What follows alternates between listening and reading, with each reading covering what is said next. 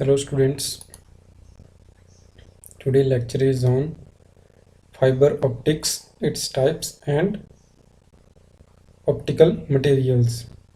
First we discuss about fiber optics, then its types and then optical materials. Optical fiber is the technology associated with data transmission using light pulses without significant loss in signals. In case optical fibre में हम data को transmit करते हैं एक place से दूसरे place पर with the help of light pulses. ये हमने जैसे हमारे इंटरनेट की केबल्स होती हैं, इनमें ऑप्टिकल फाइबर्स का यूज़ किया जाता है इंटरनेट के सिग्नल्स को ट्रांसमिट करने के लिए एक जगह से दूसरी जगह पर। अब हम जानेंगे what is optical fibre. Optical fibers are long strand type structure made up of glass plastic in which light travel by total internal reflection। जो हमारे पास ऑप्टिकल फाइबर है ये क्या है, लॉन्ग स्ट्रैंड टाइप स्ट्रक्चर है। सपोज ये मेरे पास एक सिलिंड्रिकल शेप का मटेरियल है, लॉन्ग स्ट्रैंड, और ये ग्लास और प्लास्टिक का बना हुआ है। अगर इसमें से जो लाइट पास कर रही है उसमें टोटल इंटरनल रिफ्लेक्शन होगी तो उसको बोलेंगे हम optical fibre. And optical fibre has made up of 3 layers, core, cladding and protection layer. Protection layer is further divided to buffer and outer jacket. तो ये जो हमारे पास ऑप्टिकल फाइबर है ये मेनली 3 पार्ट से मिलके बना हुआ है, core, cladding and protection layer. This is shown in the figure. तो यहां पर जो सेंट्रल पार्ट है ये हमारा कोर है और कोर से आउटर पार्ट है ये है ग्लास का बना हुआ क्लैडिंग। तो जो सेंट्रल पार्ट है उसको बोलेंगे कोर और जो सेंटर कोर के ऊपर जो पार्ट होगा उसको बोलेंगे क्लैडिंग, और क्लैडिंग के बाहर जो पार्ट होगा उसको बफर। बफर का यूज़ करते हैं हम अपने मटेरियल को स्ट्रेंथ प्रोवाइड करने के लिए, क्योंकि हमारा जो मटेरियल है अंदर ग्लास और प्लास्टिक का हो सकता है तो ये दोनों टूट सकते हैं, तो इसीलिए हम बफर का प्रयोग करते हैं ताकि हमारा जो इंटरनल मटेरियल है वो ब्रेक ना हो सके, उसको रिक्वायर्ड स्ट्रेंथ मिल सके। और उसके बाहर करते हैं हम use outer jacket. Outer jacket का वर्क होता है कि कोई इन्वायरमेंटल चेंजेस है, जैसे हाई ह्यूमिडिटी है या कोई रेन है या कोई और इन्वायरमेंटल इफेक्ट है, कोई हाई टेम्परेचर है, तो वो हमारी सिग्नल को इफेक्ट कर सके, इसीलिए हम आउटर जैकेट का प्राइमरी बफर के ऊपर प्रयोग करते हैं। Next is types of optical fibres. The optical fibers are categorized into 3 types on the basis of propagation of light. First is single mode step index, second is multi-mode step index, and third is multi-mode graded index. Then first is single mode step index. In case of single mode step index, fiber has a very thin core of about 5 to 12 micrometer diameter and has a comparatively larger cladding 125 micrometer, and it can carry more than 40,000 phone calls. तो हमारे पास ये figure में 8.9 figure में दिखाया गया है single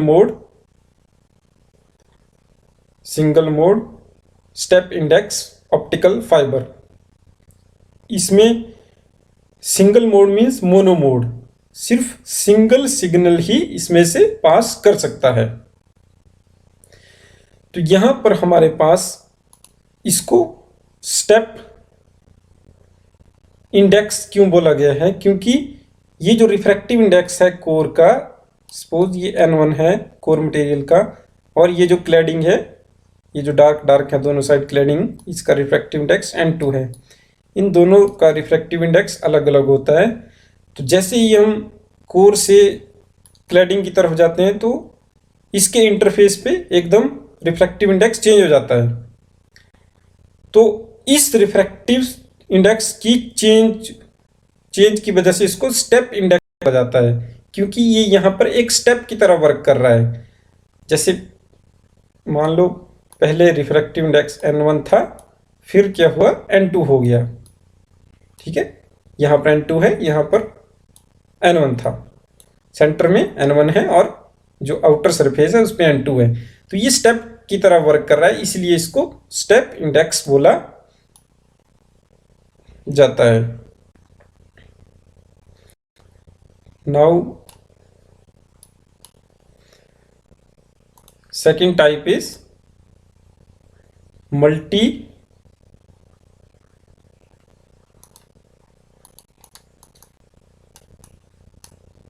mode step index. In case of multi-mode step index, the core has larger diameter, about 50 to 200 micrometer, and has larger cladding 125 to 400 micrometer. In multi-mode step index optical fibers, more than one signals passes simultaneously as shown in the figure. यहाँ पर हम figure में देख रहे हैं कि एक से ज्यादा सिग्नल लाइट रेस पास कर रही हैं हमारी कोर में से, लेकिन in case of single mode snap index there are only one ray passes through the optical fibre. तो ये हमारे यहाँ पर जो सेंट्रल ब्लैक पार्ट है ये कोर है, and outer part is cladding. ये मल्टी मोड, तभी इसका नाम मल्टी मोड है क्योंकि ये एक से ज्यादा सिग्नल्स को अपने में से पास कर रहा है। और ये स्टेप इंडेक्स है, इसमें भी कोर का रिफ्रैक्टिव इंडेक्स कांस्टेंट रहेगा n1 और क्लैडिंग का कांस्टेंट n2। कोर और क्लैडिंग का रिफ्रैक्टिव इंडेक्स अलग अलग होगा इंटरफेस पे, ये चेंज कर रहा है, एक स्टेप बना रहा है, तभी इसको स्टेप इंडेक्स बोला गया है। Now third is multi-mode graded index. In case of multi-mode graded index, fiber has a core which ranges in diameter from 50 to 1000 micrometer. It has a core of relatively high refractive index, and the refractive index decreases slowly from the middle to the outer surface of the fiber. There is no noticeable boundary between core and cladding. This type of fiber is called multi-mode graded index fiber.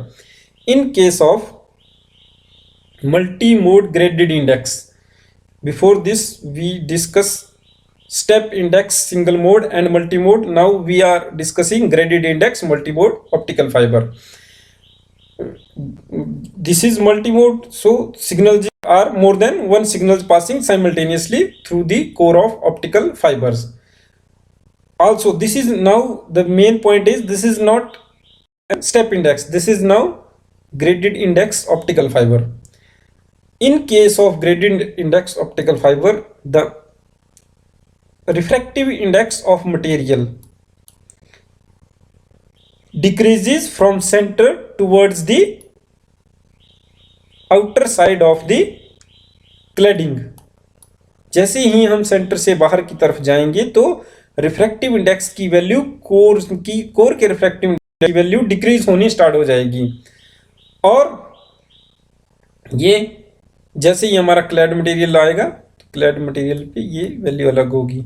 लेकिन ये जो decrease होगा हमारे core की value का middle से, अगर suppose हमारे पास मिडल में वैल्यू रिफ्रैक्टिव इंडेक्स की 1.5 थी, ये डिक्रीज होगा n1 से यहाँ तक जो इसकी इंटरफेस है, ये जो वैल्यू होगी हमेशा क्लैडिंग के रिफ्रैक्टिव इंडेक्स से ज़्यादा ही होगी।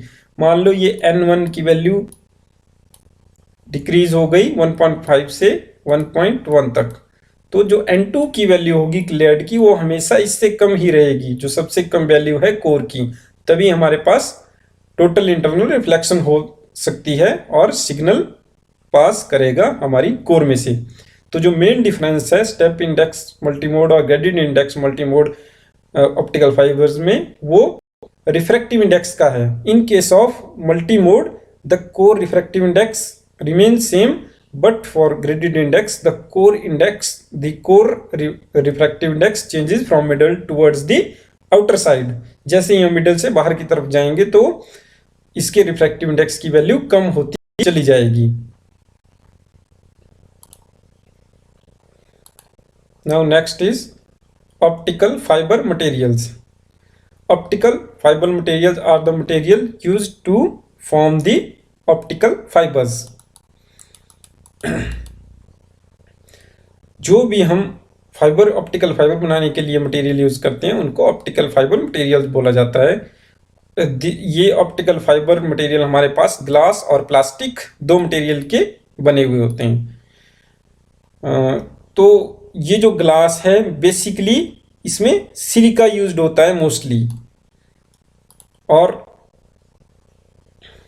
Certain types plastics also used. ये ग्लास और प्लास्टिक दोनों मिलके डिफरेंट कॉम्बिनेशन ऑप्टिकल फाइबर्स बनाते हैं। जैसे हमारे पास यहाँ पर फर्स्ट टाइप है glass core and glass clad. मान लो मेरा ऑप्टिकल फाइबर है तो इसमें कोर जो है वो ग्लास की है और इसके ऊपर जो क्लैडिंग है वो भी ग्लास की ही मटेरियल की है, ठीक है।